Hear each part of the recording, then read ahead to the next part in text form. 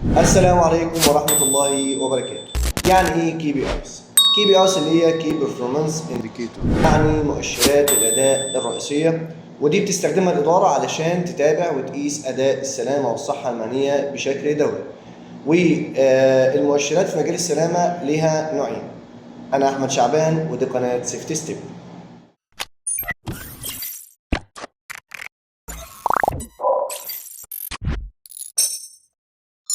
أول حاجة leading indicators.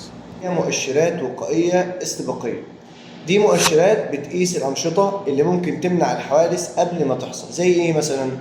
زي عدد اجتماعات السلامة اليومية، عدد الجولات التفتيشية، نسبة ارتداء مهمات السلامة، عدد بلاغات النرمس، عدد الدورات التدريبية، عدد التقييمات الاستباقية للمخاطر.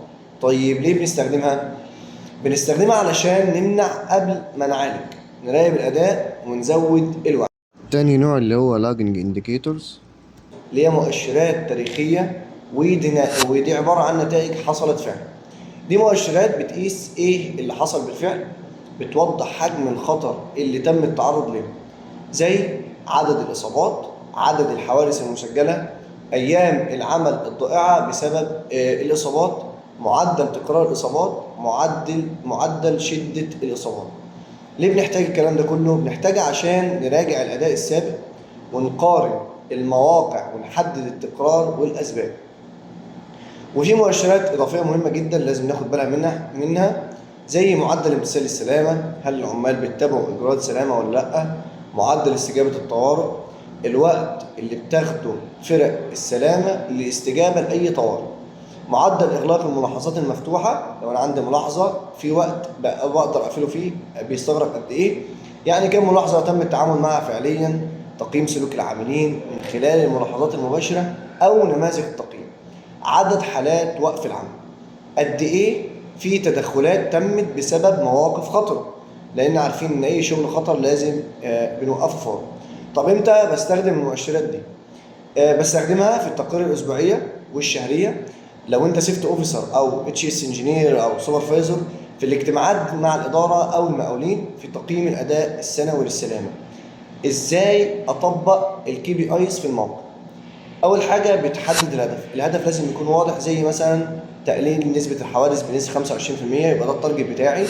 بختار مؤشرات بتقيس الهدف ده، بجمع كل البيانات بشكل دوري، بعمل تحليل الأسباب والنتائج، باخد إجراء تصحيحي، وبعرض المؤشرات دي كلها في تقرير أو داشبورد في شكل تقرير مؤشرات السلامة. مثلا هجيب أمثلة كده على الشاشة معانا.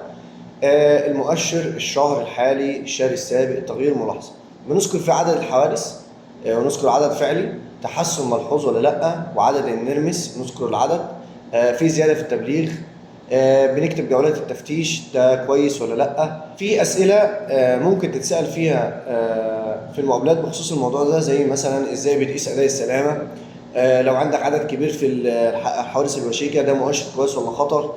الحاجات دي لازم ناخد بالنا منها ولازم ندرسها عملي، لان مؤشرات الاداء اللي هي الاتش سي كي بي ايز هي العمود الفقري لاي نظام سلامه ناجح.